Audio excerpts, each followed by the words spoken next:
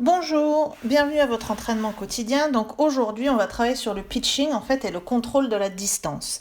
Et pour faire le contrôle de la distance, on va utiliser vraiment un marqueur, ce que j'appellerais interne, c'est-à-dire votre propre corps. Et de votre propre corps et de vos propres préférences, on en déduira quelle est la distance que vous créez. Donc là, vous allez voir, je vais faire différents swings et pour moi, mon moteur de contrôle, c'est vraiment mon buste. D'accord? Donc là, j'ai délimité ce que je voulais faire. Voilà, j'ai donné un gabarit à mon swing. Et l'objectif, c'est ce que physiquement, j'arrive à reproduire cette taille de swing que je me suis donnée. Une fois que j'ai fait ça, là voilà, j'en ai fait deux. Je vais pouvoir aller voir où est ma balle. Et en fait, est-ce que déjà mes deux swings étaient identiques? Alors, vous pouvez en faire 3, 4, 10. Moi, j'en ai fait deux pour que la vidéo soit pas trop longue.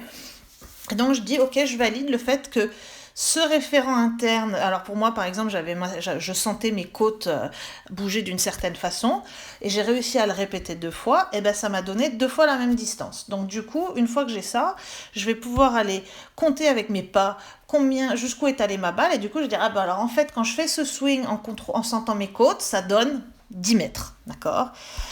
Ensuite je suis passée à une taille de gabarit de swing supérieure, d'accord.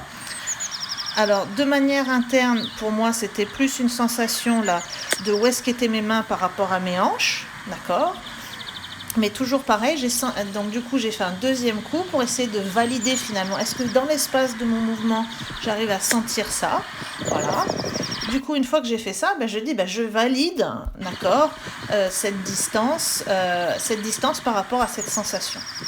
Okay, donc là, on va monter encore en gamme avec un mouvement encore plus ample. Pareil, alors là, j'ai encore un sentiment qui est avec le buste, mais avec les mains aussi qui sont au-dessus de mes hanches. Et du coup, voilà, je refais un autre coup pour valider. Est-ce que j'arrive à reproduire la même sensation dans mon corps? Et si c'est le cas, du coup, je peux aller chercher et voir où est la balle. Et du coup, en fait, mettre ces deux éléments ensemble. Et là, pour terminer, quelque chose d'encore plus ample, d'accord. Voilà, moi, j'ai choisi 4 ampleurs, d'accord. Vous pouvez commencer par 2. À vous de décider un petit peu qu'est-ce qui vous convient. Le but étant que quand vous allez aller sur le parcours après, vous allez mesurer, par exemple, vous allez dire, ah ben là, il faut que je fasse un coup, ça fait 22 mètres. Ah, 22 mètres dans mon corps à moi, c'est les mains au-dessus de mes hanches, par exemple. Et donc, du coup, je vais oublier un peu 22 mètres, je sais ce que c'est ça que je dois faire et je vais vraiment me recentrer sur ma sensation interne de au-dessus de mes hanches. Et je sais qu'en exécutant ça, parce que je me suis déjà entraînée, je vais avoir le résultat que je suis en train de chercher. Donc, je vous souhaite un bon entraînement. Si par hasard, vous ne pouvez pas aller en extérieur pour le faire, c'est quand même quelque chose que vous pouvez faire chez vous en trouvant des points de référencement. Et une fois que vous aurez la possibilité d'aller dehors, vous pourrez le tester et du coup mesurer quelle est la distance de votre coup. Je vous souhaite une bonne journée et je vous dis à demain.